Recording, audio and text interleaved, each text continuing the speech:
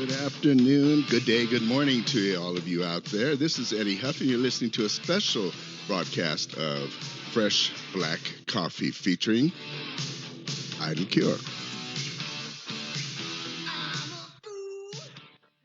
Yes, I have with me guitarist and writer of Idle Cure, Mark Ambrose, this afternoon. We're sitting here in the foothills of the Rocky Mountains, just chilling, having had a lot of fun here this week, and we're just enjoying each other's company. Old friends met in Idle Cure and some of the particularly the European stuff, as it is that's how I met them when I was a promoter overseas.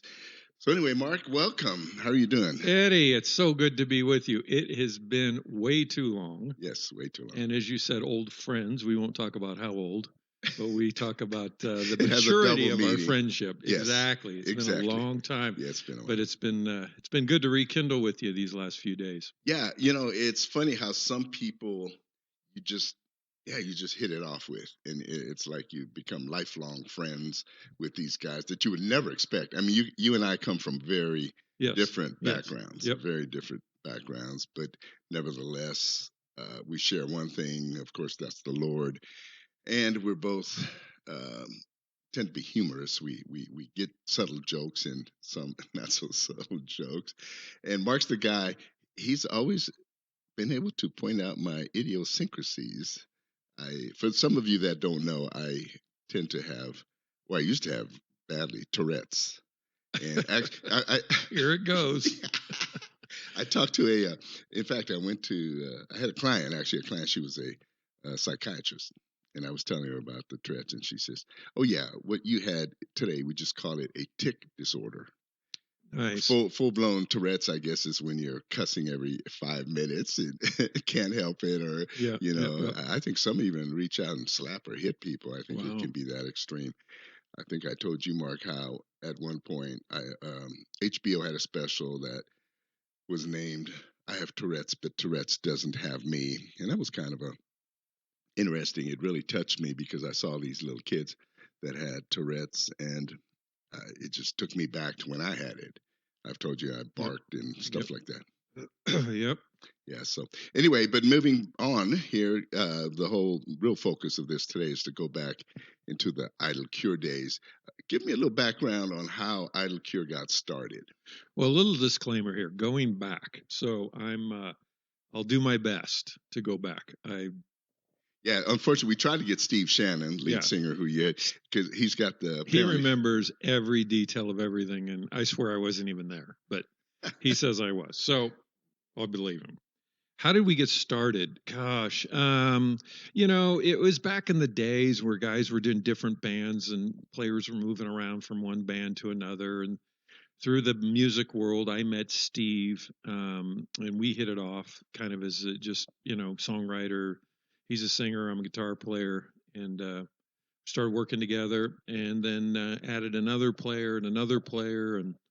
But at the end of the day, the real core of it was me and Steve, and then ultimately ended up being Pete, who is a keyboard player. But again, Pete Lamachin. Yeah, Pete Lamachin, who was bouncing around from band to band, and that's really what the core of the group was. We used different drummers on different records. Clark Edmonds was probably the one we used the most, but he didn't play on every record. So it's primarily me, Pete, and Steve. Yeah. How did you end up with Frontline?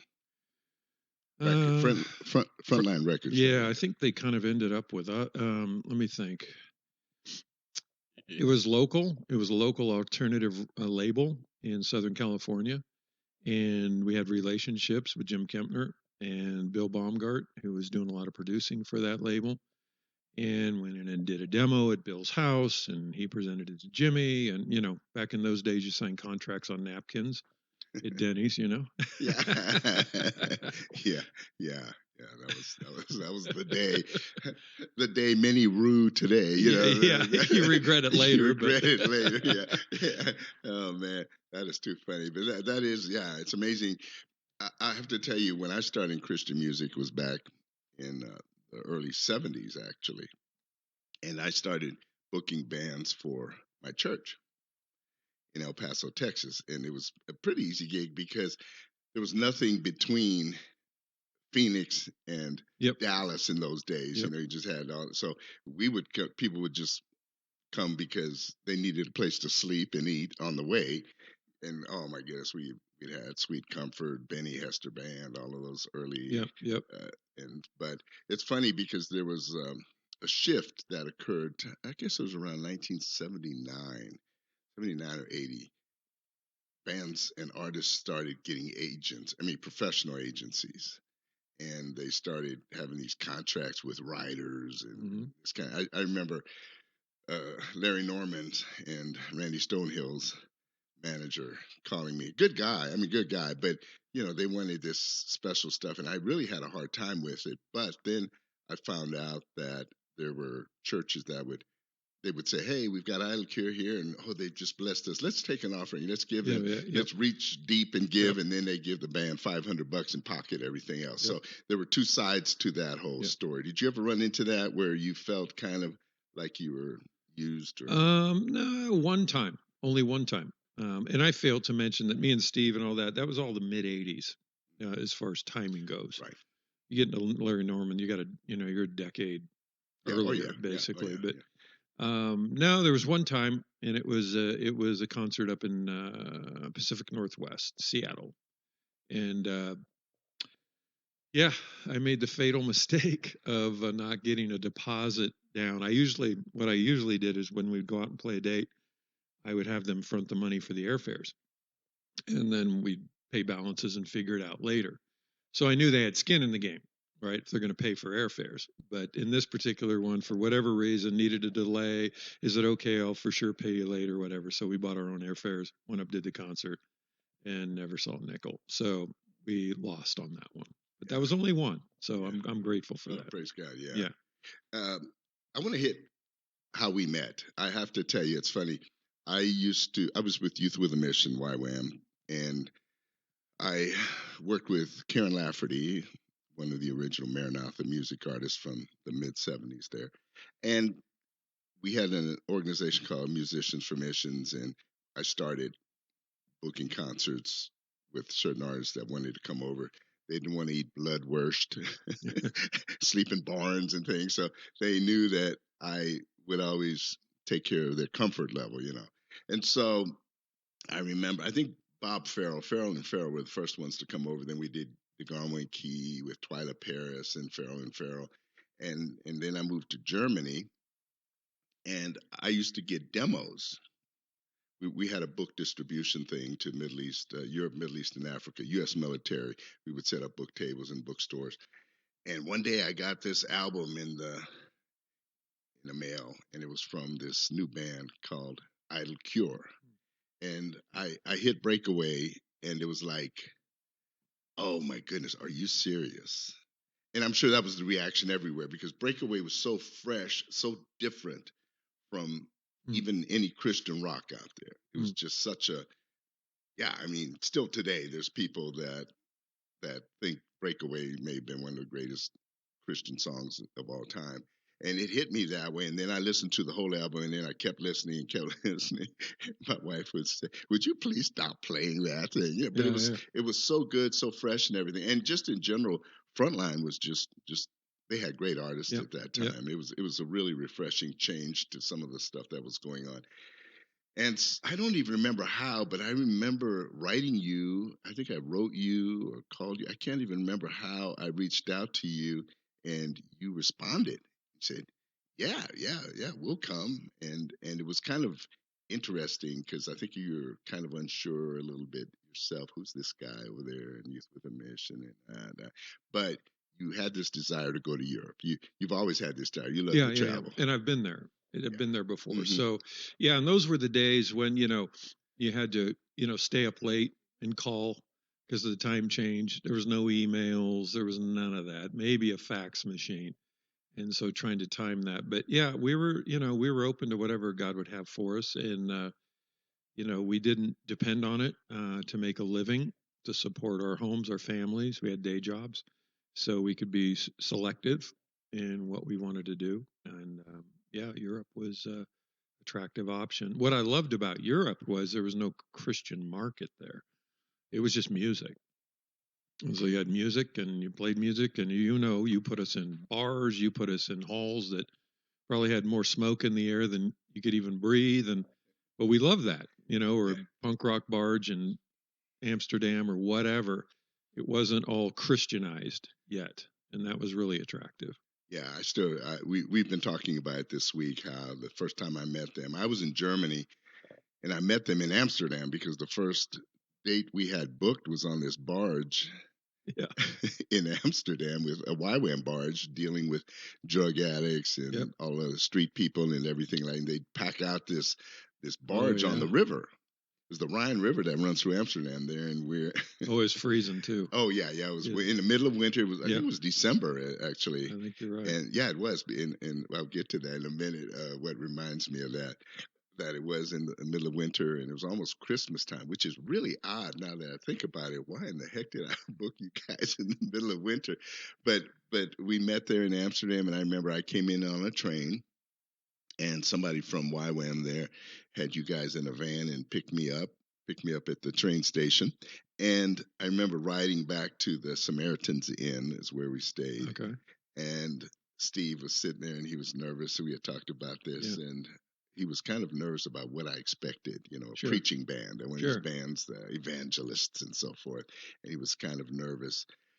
But as it worked out, it was a perfect fit, a perfect match. And yeah, it was just a lot of fun. But that date on the barge, I don't even know how you fit. How did we even fit the gear in there? And you guys, you No were idea. standing up on like a riser or something, and Oh, this yeah. boat, this boat had probably 500 people just jam packed in it. It was rocking, and the lighting, and you could barely see over everybody. Yep. And Yep. And it was, yeah. I remember jumping down off the stage and walking in the crowd. Half of them weren't even paying attention, and I'm, yeah, and you're playing the guitar right. in the middle of these They got places. something better to talk about, and then I remember when it came time to getting paid, they passed a miniature toilet around where people put money into it. It was a level offering. That was next level. Oh man, that was awesome. Toilet offering, yeah. Yeah. Hey, look out the window. I know. We've got a deer standing outside this window looking. You can say, hey, can I get in on this? That is the weirdest thing I've ever done. An interview, and there's a deer at the window looking in. That's wow. Welcome to Montana. Yeah. Anyway, so then we did that, and then one of the highlights I think was we went to Cologne, Germany. We got on the train and said, let's go to Cologne. It's not far. It was a couple of hours. And we went to the Dome, the big cathedral there. Yep. And I have funny memories. One of them, we went into the Dome, and I don't know if it was Steve, Pete, or Dave Jansen or something, but somebody started whistling because we wanted to hear the echo. Okay. And I don't know if you remember, they started whistling, and it was echoing, and all of a sudden these guys pop out from nowhere, hey. Security. Yeah, you're not allowed to do that, and you crazy Americans. But it was kind of interesting, and they had do you remember if they had the bones of some crusaders buried there? Do you remember? Yeah, I mean, all those kind of churches do. They have relics. Yeah, they were relics. Yeah, yeah. So, and I still remember that. But then the highlight of that, it was like you said, freezing. I mean, cold. And so we went out, and they happened to have what they call it in Germany. They call it a Christkindlmarkt, or a Christmas market. Yep. And we went out there into this Christmas market, and we're freezing. We're walking through. Everything was right near the train station, and they were selling bratwurst on the street and this stuff called glue wine. Yes. And glue is actually just glow wine. It's wine that makes you glow, and it's got cinnamon in it and fruit stuff and all. And so it's hot. Yeah, and it's hot. Oh yeah, they cook it in these pots. Yeah. And I remember we got these bratwurst, and we had the thing of blue wine. It was the best. My mouth's watering now. We were glowing. Yeah, we weren't cold any longer. Those hot brats. Oh yeah. And I remember years later, I think Steve was still talking about the brats in Cologne, Germany. It was lightly snowing. It was super. The only bad thing about that, he lost his voice. He started losing his voice. That was a constant. Yeah, because he was always in that out cold in the snow. Yeah. And then we did. You guys did dates that few American Christian artists did, because I remember we did that. We did Paris. We went to Paris and you guys did a gig in Paris, and it was just some random little place in Paris Yep. and Belgium on the streets in Yep. Brussels. Yep. Of course, some military gigs in Germany, and of course, I guess probably the high point, in one sense, would be the Flavo Festival in Holland, one of the biggest Christian music festivals in Europe. It was one of the biggest. Yeah. Yeah, I wouldn't say it was a highlight, but it was Oh yeah. it was the The biggest. I big, really liked you put on that Zoe festival. oh yeah, Zoe. I Yeah, forgot you guys actually played at the Zoe Festival. Yeah, that was my pride and joy. I just loved doing that. I mean, we had, that was packed. yeah, That was a zoo. I mean, people were just sardines in there yeah, and feeling it. Yeah, yeah, super fun. yeah. And when I think back, it's crazy, Mark. When I think back, people who played that, nobody's ever heard of this, of course, but Larry Norman was there, the Imperials, Striper. We had Striper, um, DeGarmo and Key played it. You guys played it. I don't I think. want to say we played it the first year, or maybe Yeah, the it would. second Yeah, year. it would have been the first. Yeah, it would have been the first one. Yeah, because Yeah. we actually changed the name at some point upon this rock festival. I think that was Larry was there, and then we went back to Zoe for the final one before I came back to the States. But yeah, we had some great times. But I do have to say this: of all the groups, we bonded the best because you guys were just pretty laid back. I mean, you were just the most laid back, and uh, also we did the train thing so much. And I remember, and I'm just going to share this. They had a sound man named Dave Jansen, and I found David wasn't a Christian. He wasn't a Christian at the time, and he and I ended up becoming roommates and kind of cabin mates, because the trains had those individual compartments, and you guys would be in one, and then Dave and I would be in another one, and I just got to share a lot with him, and he was sharing me about why he wasn't a Christian and why he didn't. But he was just the greatest guy. I mean, we bonded like I don't think anybody. I just loved that guy. And by the time we got him, we roomed together. How he told me all the stories, how he'd been in the Marines, and I was always worried, are we going to disturb his sleeping? He said, no, man, I could. I slept with like 40 guys, in a room, and after a while you sleep through anything. But he was just a wonderful guy. And then I think shortly after you guys got back, he accepted the Lord, and it affected him. So that was always a very special time for me. Just the fact, not just that the normal ministry, but even within your band, you were able to your own family there. You're able to affect somebody. Yeah, no, Dave was a good guy, and of course he's passed away now. Yeah, and but he engineered. Gosh, I want to say all 5 records that we did. He was good. I mean, he was so. Now, did you meet him through Bill? Was yes. he an engineer for Bill Baumgarten? Mm-hmm. And so we brought him with us just to kind of make sure, because he knew us in and out. And again, we were one of the first projects Bill had done with Frontline. So everything was organic. Everything was new. Everybody was trying new things that had never been done and exploring. And so, 10 years later, you're filling holes. Now the things have been done, and can you do it better and all that kind of stuff. Yeah. So the very green time for everybody. But man, it was such a great time, and I think that's what made it so good. Yep. The fact that it was so new and fresh, and in a sense innocent. Yep. The innocence of it. Oh, I do remember this. You guys did a festival. I can't remember where it was, in Minnesota. I think it was Minnesota. Okay. And Dave was there, and I think, as I recall, something happened with Whiteheart Sound Guy. Okay. And they ended up asking Dave to run sound for them. And then in Germany at the Zoe Festival, I think Dave ended up running sound for all kinds of people. Exactly. Rick Kua and Margaret Becker, I think Rick couldn't get a guitar player. And so he had brought Margaret Becker as his guitar player. Now, it wasn't a Margaret band. No one even knew who's this chick up on the stage with Rick Kua band. Right. And it's Margaret Becker, and she was the lead guitarist, and she was just jamming on the guitar for Rick Kua. But yeah, those were some great times. Hey, I want to move forward a little bit. So you came back at that time. Part of the time when I first met you, I think you had either just graduated or you were still studying at USC. You were in finance. I was done. You were done. You had just finished, and you went to work for Arthur Anderson and then Pete Marwick. Yep. And Good memory. Look at oh, you. hey, listen. No notes in front of you either. Look at you. Hey, You there's certain things they're just imprinted, freestyle. freestyle, yeah. And I used to enjoy coming to your house. I mean, I had some of the greatest times. You put me in the little servants' quarters back there. Remind me of my slavery ancestry. Yeah, And all of that.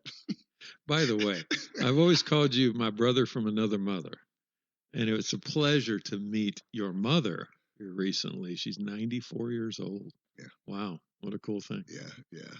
She's a piece of work. She's something. 94. Oh, Took 94 years to get that lady like. she had to raise you. Yeah. She is a piece of work. but anyway, but no, I remember. Yeah, we had some great times, and it's funny, people, the out there listening, the stuff that I remember the accidental stuff. You were grilling a tri-tip or something, and all of a sudden John Elefante shows up. Comes over.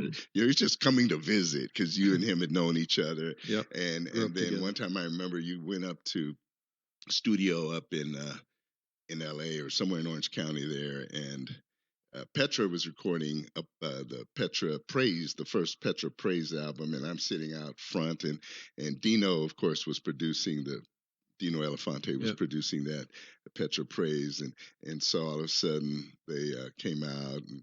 Eddie, hey, come in here, and it was you and me, and along with the Petra guys, and we were doing the chorus verses on these praise songs that they were doing. They were doubling and doubling. Right. And I think there were about 8 of us in there. Dino was singing, and John was probably with them, and we were all singing these praise songs. So it's funny, the accidental or coincidental things that were happening when I would come visit you there in California. It was a good time. I was still living in Germany at the time. But let me say, and let me just throw this in. And this is how it goes during that time. I remember you bring up Breakaway, which kind of became our anthem. That song really struggled in the studio when we recorded it, and we were singing the chorus at the time. We just said it's not working, and so I literally had 24 hours to go home and rework the chorus and bring it back because we were wrapping the record up, but this Breakaway was just dangling. And so the chorus you hear now was not the original chorus of the song.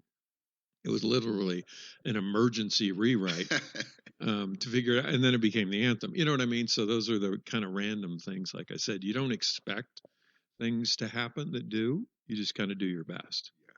Yeah. It's funny you mentioned that because I remember Breakaway was a great song, great first song, just a boom in your face, right? But as I recall, I think my favorite song on that first album was Feeling the Heat.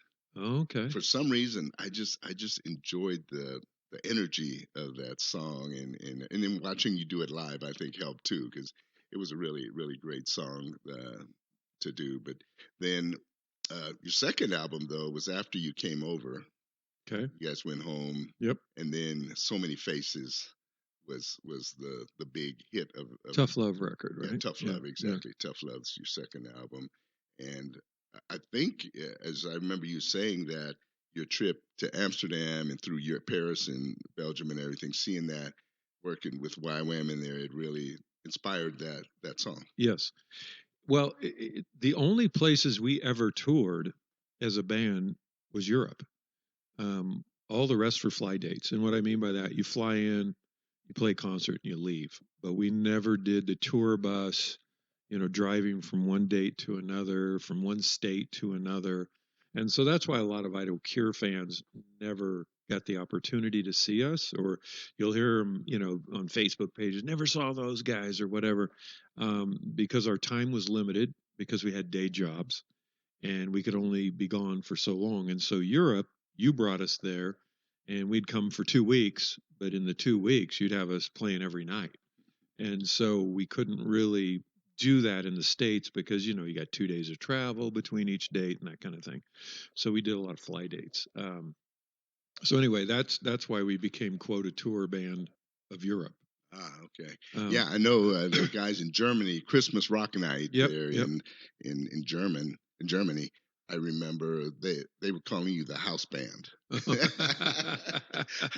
Yes, Idle Cure is our house band, Right. because they just loved you. I mean, that was Well, the Germans were great. I yeah, mean, they'd yeah, go, man. they had some great time. And again, that reminds me of just how easygoing. I mean, man, I remember uh, one time we came into Christian Artist. It was in August, and we got there like at 1 in the morning, in the middle of the night, and they threw us in some rooms with bunk beds Yep. and everything. Yep. You got everybody was so tired they just threw their stuff in and crashed and went to sleep. And I think you guys actually, no, it was until you had your wives with you, even I think on Maybe. that one. Was Yeah, that pouring rain that night? No. I think it was. Yeah, I Okay. think it was. I remember that one, and then that other. I think it was a Christian rock night or a different one, but you guys were the last ones on it. I think everybody got to bed at like 4 or 5 in the morning. It was like, and I finally said, "I'll see you guys." And I went back to sleep, and I woke up, and you guys were coming in, and I said, "Dudes, man, yeah, that was." But that's one of the things I think that made you guys so special. And most of the groups that I toured with or that we had come over had that attitude. I remember the DC. We did a DC Talk, Margaret Becker tour, and there was somebody. Oh, Whiteheart. It was DC Talk. No, I'm sorry. It was DC Talk and Whiteheart, and just great guys too. They were good Yep. guys. Yep. It wasn't still there wasn't the level of bonding that you guys and I had, but it was just. They were good guys too. Hey, listen, we're gonna take a little break here, and we're gonna take a break to So Many Faces.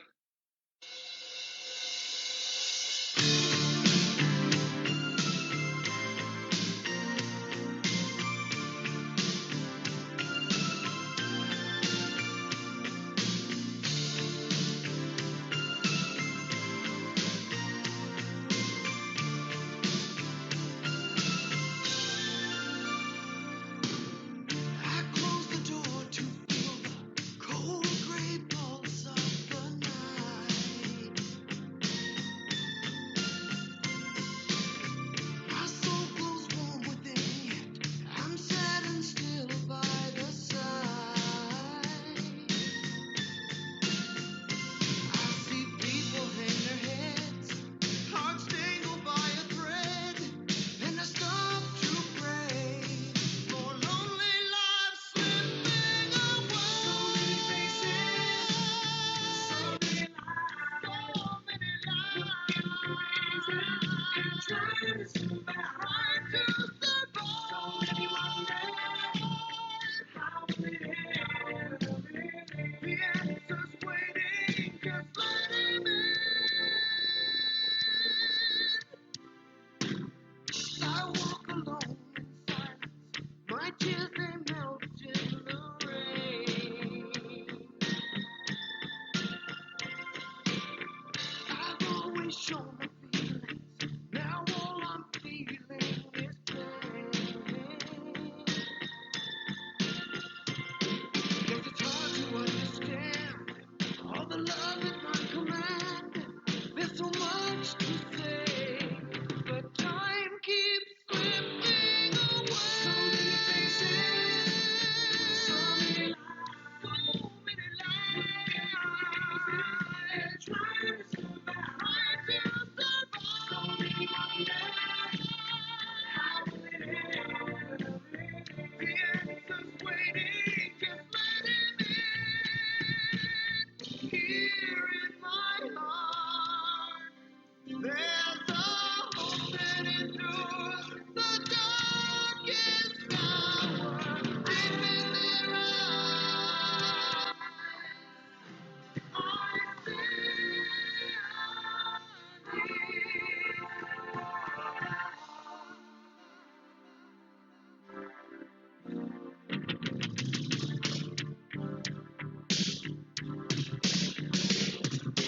so many faces, so many lives, so many lives, and trying to survive, So many wonders, how will it end?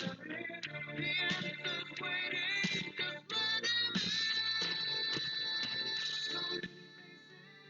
Oh yeah, still one of my favorites. So Many Faces, Idle Cure. I'm here with Mark Ambrose, guitarist of I'll Cure and songwriter. And I think Mark was telling me he thinks that actually that was written by Steve Shannon. I think the lyrics are. Yeah, this I is see. this is the gentler, milder side of Yeah, Idle Cure, which I yeah. usually didn't do. Yeah, oh, that's why. Okay, that's it. If it was Pete Lamont and Pete, please forgive us. Hey, we love you, man. And maybe it was you. For some reason, I'm thinking it was Pete Lamont that wrote that one. Check but the credits. yeah, I don't know. yeah. We don't have any here with us, unfortunately. But so anyway, Mark, yeah, you went through the accounting phase. You became an accountant with Arthur Anderson. Correction. Oh, I was a finance guy, not an accountant. finance guy. Okay. Yeah, we used to say, we Is make. there a difference? Yes, we used to say finance guys make the money, accountants count it. Oh, that's nice. I like that. I like that. As Donkey would say, yeah, I like that. I like that. It's an old business school joke. Yeah. So, well, no, either way, you worked for those two accounting firms. There you go. So then maybe that's why I thought you were an accountant, since you were with an accounting Makes firm. sense. But somehow, so tell me, by the way, for those of you who know, Mark is now pastoring Pacific Coast Church in San Clemente, California. So tell us, how did you get from being a finance guy for these big six accounting firms to being a pastor? Back up. I was first a musician and playing music and doing that. Even we had bands before Idle Cure with Steve as well. And then it was like, okay, I got married. Now I got to get, quote, responsible. So I went back to school. And so became finance, went into the appraisal valuation world of public accounting. And so Idle Cure was always a parallel track. Made my living through the appraisal valuation world, but did ministry through Idle Cure. And so balancing those two. Then when Idle Cure started slowing down, and this would have been early 90s, 93, had the opportunity to step into local church ministry. And so as we slowed down our going on the road, the fly dates, the recordings, I could dig into a little more ministry. Again, parallel tracking, still working the day job, but then now replacing Idle Cure with local pastoral ministry. Then that started growing. Long story short, I ended up doing it full time and leaving, quote, my day job. And so, yeah, I've been in the ministry now in the pastorate for 26 years. Wow, 26 years. Yeah. Does that mean I'm old? Wow. I can't even believe that. 26 years already you've been out there. Gee. Yep. So I do have to say, if you're going to be a pastor, you picked a really nice spot. Yeah. The church is on a hill overlooking the Pacific and all it. It's crazy, but it was a calling. It was, yeah. If only we could all get a calling like that. No, seriously though. No, it is amazing though that to come from where you came from, and I assume you got saved through Calvary Chapel, Chuck Smith, and all of the Jesus back in movement. the Jesus movement, as I did. Mine was in Texas, Jesus Chapel, which was an offshoot of Calvary Chapel. I mean, when you think of all of the lives that Chuck and Calvary touched throughout the world, I mean, it really is amazing. And the music, how they revolutionized music with Maranatha music and everything. It's quite something. And so now in pastoring, what is your burning? I know I'm kind of putting you on the spot and maybe kind of pressure, but is there an no comment? Is there an overarching burden you have and something you really want to say to the world today, particularly the body of Christ? If you could, what would you? Because honestly, we're in a mess. I mean, I think from you may see it differently. I think that the church today and America and Europe, the world right now is in a mess. In fact, when I got saved in '73, and Chuck Smith at that year took a group to Israel, and I remember Chuck was writing home and calling back, said if Jesus doesn't come tonight, it'll be tomorrow. I mean, that expectation of a rapture was that imminent. Remember the Yom Kippur War or the 6 Day War. One of the Yep. two wars Yep. took place that summer in that period of time. There was all kinds of stuff going on. But anyway, because at least how I feel things are in the situation in the world today, what do you think? How do you see everything?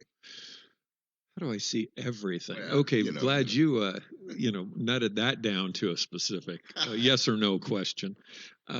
So yeah, I personally believe that there's a lot of fear going on today, and there's a lot of concern, a lot of disruption, a lot of division, a lot of arguments, a lot of conflict, a lot of anger, and that's nothing new. It's been going on for millennia.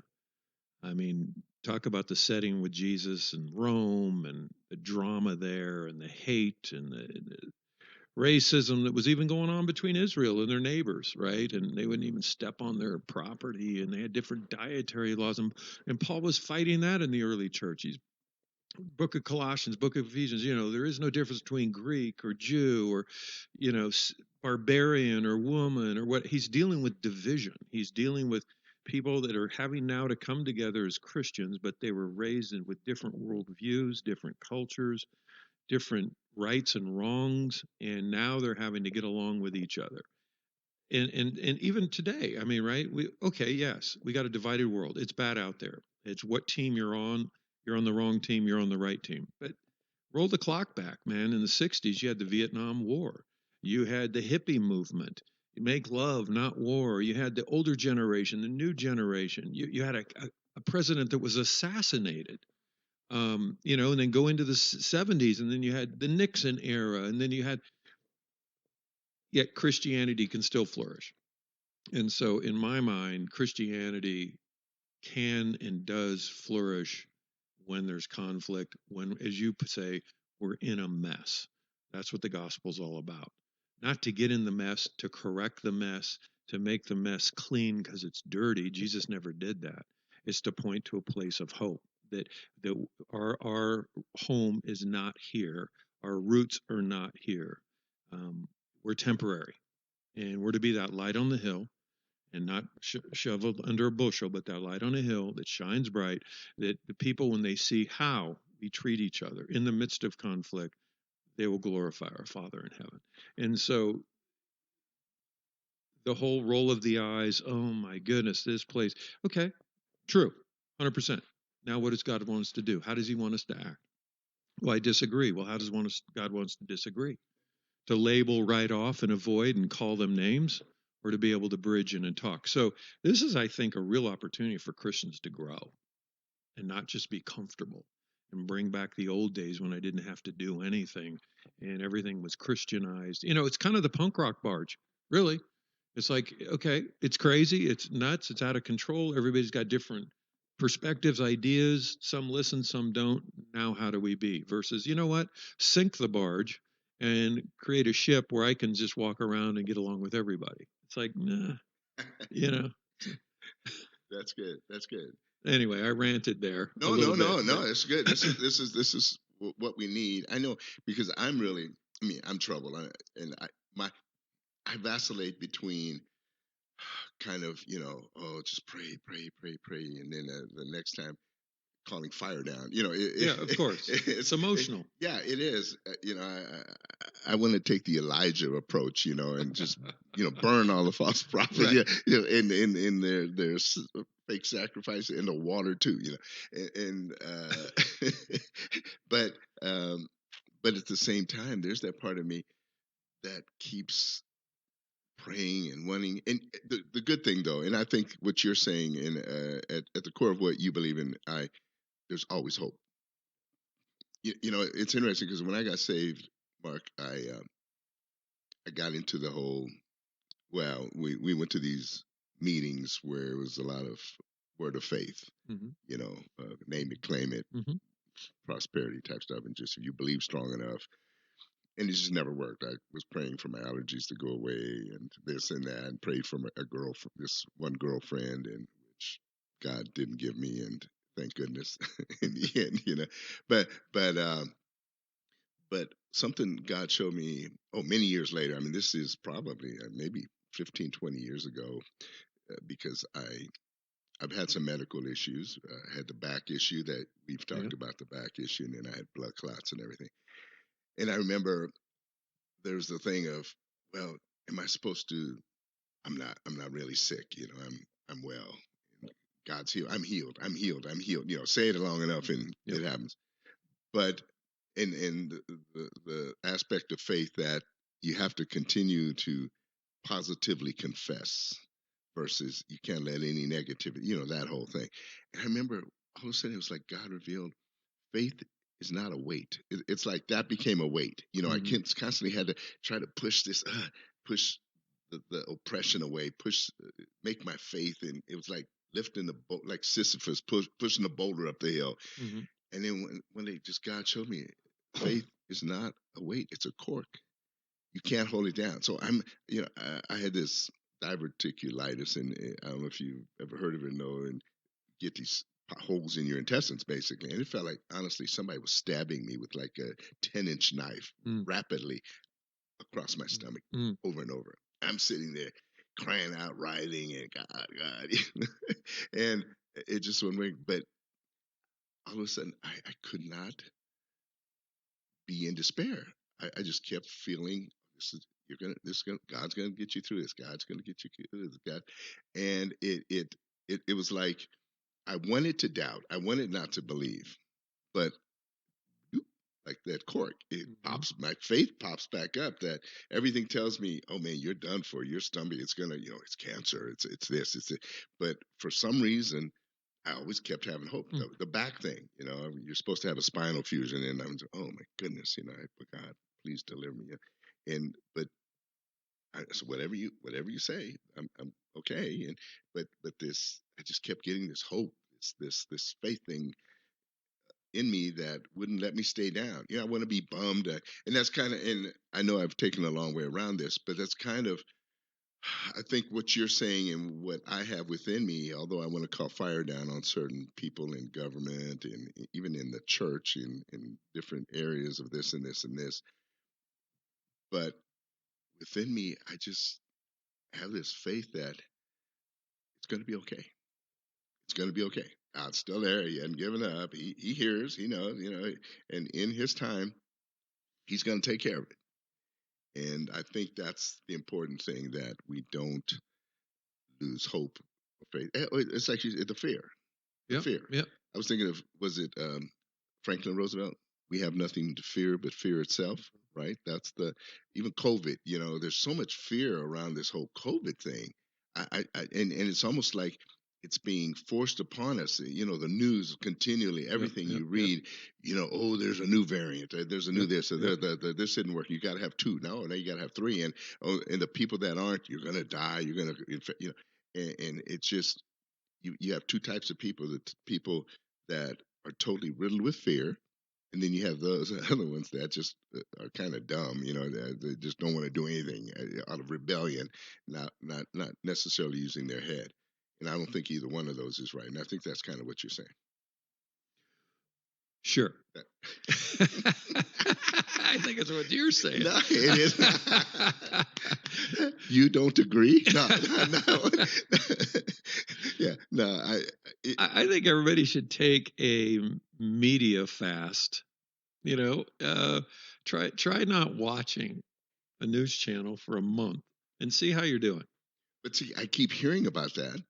But to me, that's burying your talent in the ground. I understand it can be viewed as avoidance, but in reality, I think there's such an obsession of daily consumption of it that there's an imbalance there that's not healthy.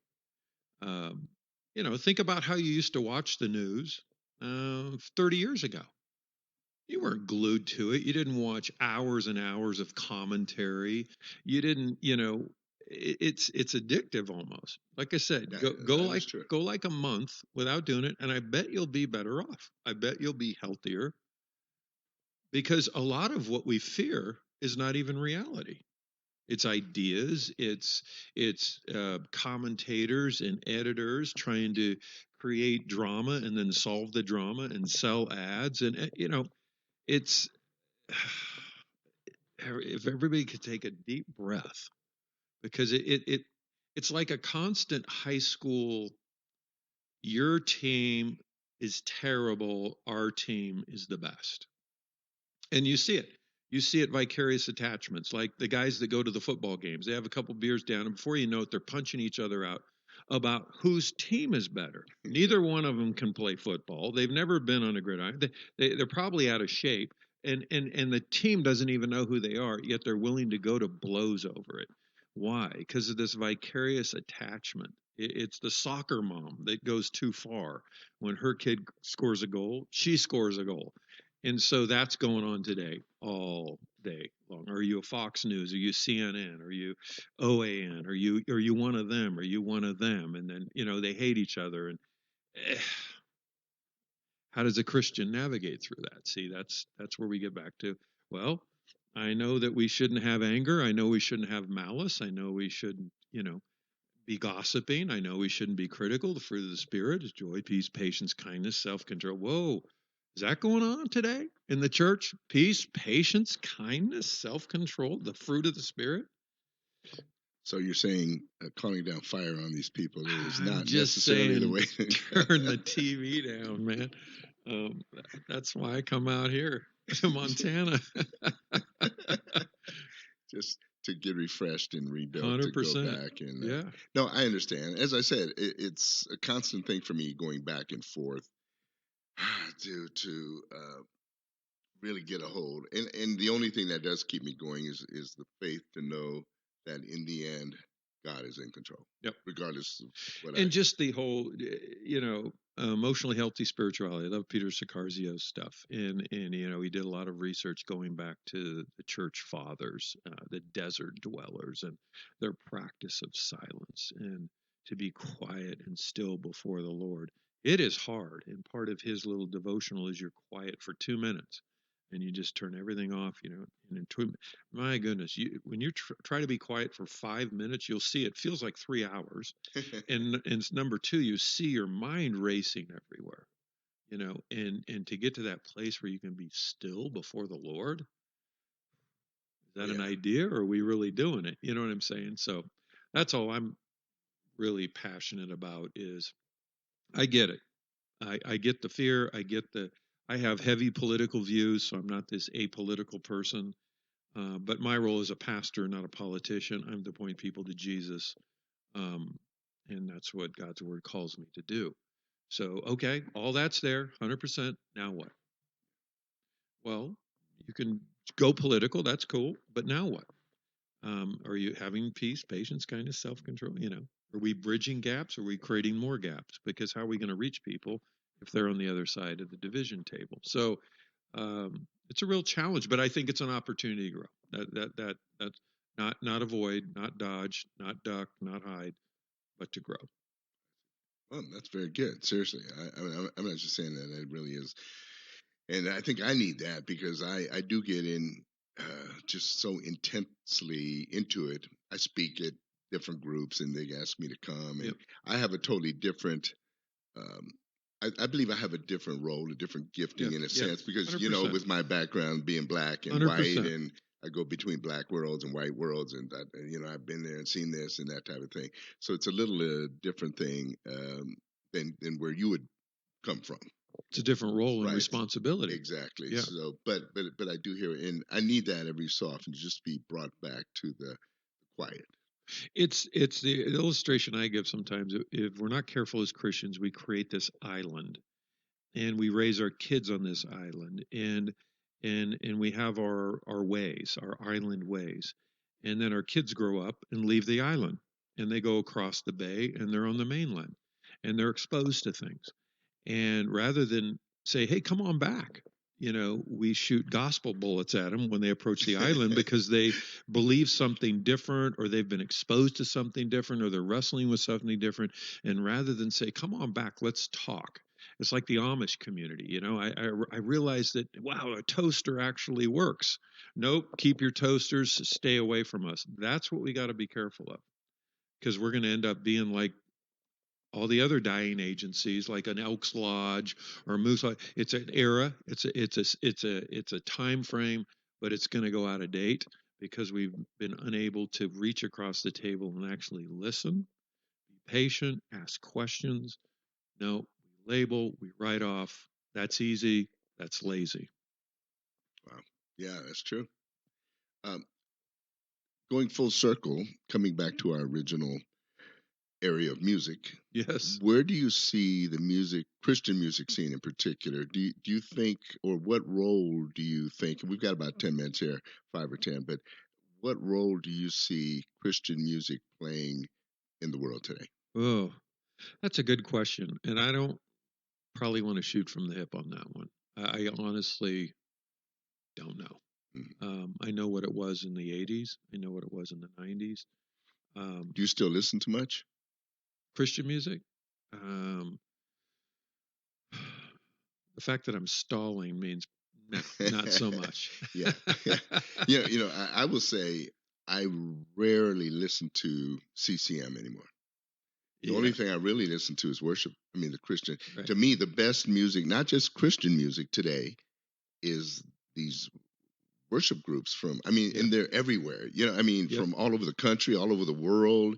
Every time I think, Elevation Church, and then you got, what's their name out of Nashville? I can't even remember their name, but, and then in Denver, they've got them. And of course, Australia, our Aussie friends.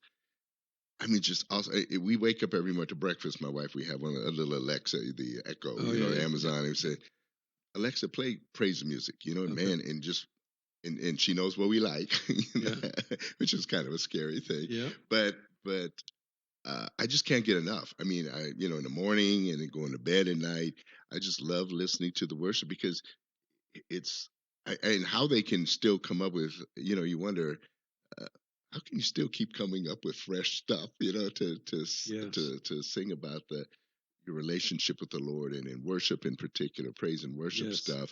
But it's fresh, it's clean. So much of it is pure. I don't know about the lives of the people, but man, it is some. I don't think anybody could listen to that very long and not just be affected spiritually. Yeah. And in my 26 years of ministry or whatever, I was a worship leader for 5.5 years because I was the only guy that could play guitar in the church at the time. I was looking for a worship leader, so I was a fill-in for 5.5 years, and God showed me a lot in that. Because I had always viewed worship as kind of the warm-up. They come in the auditorium, music hasn't stopped yet, and the message is coming, which is the meat and potatoes. And I found that I met God in some most profound ways during the worship time than the message time.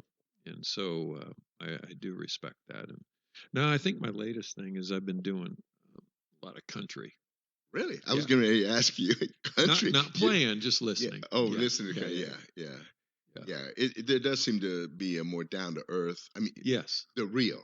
100%. That's the it's thing. A story. Yeah, exactly. Do you think you see an Idle Cure reunion or anything like that? You know how many times that's been?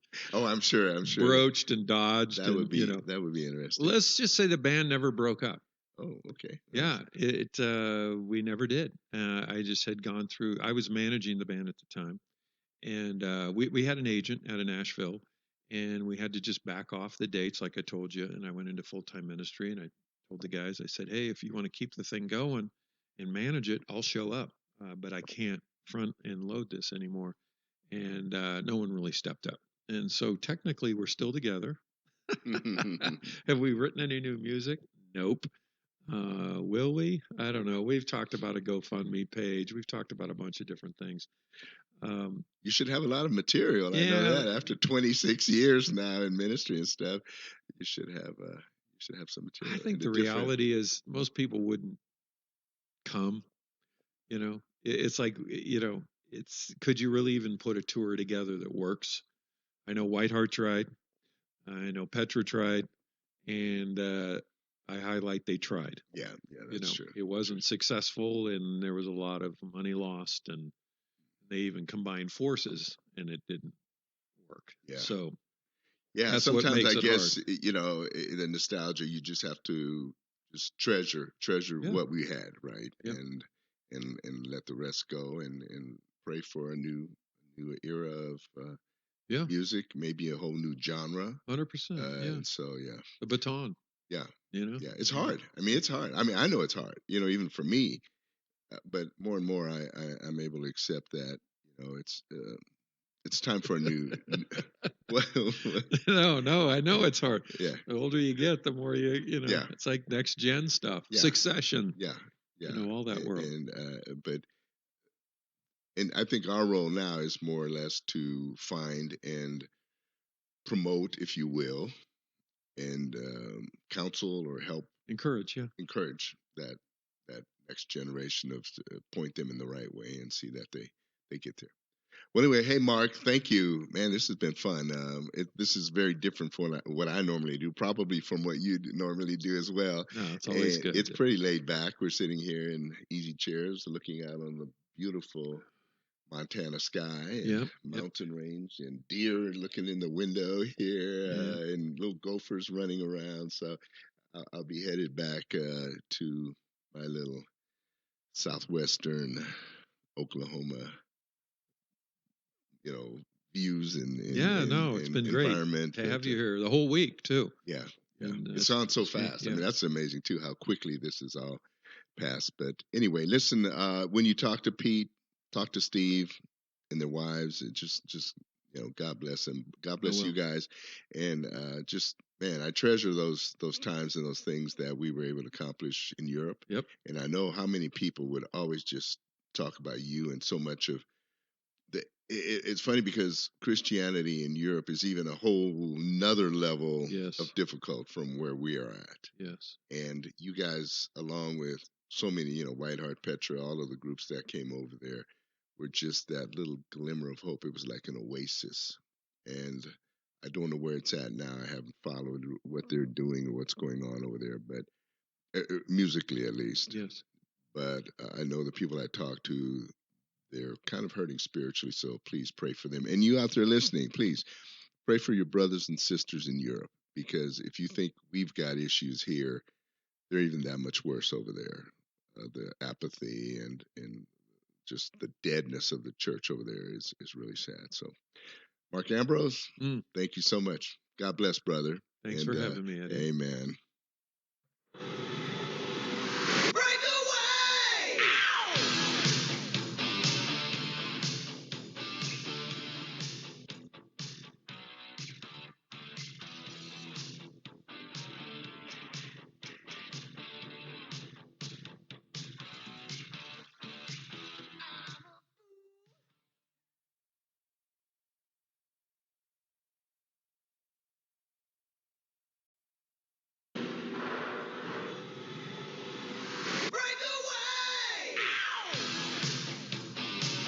Good afternoon.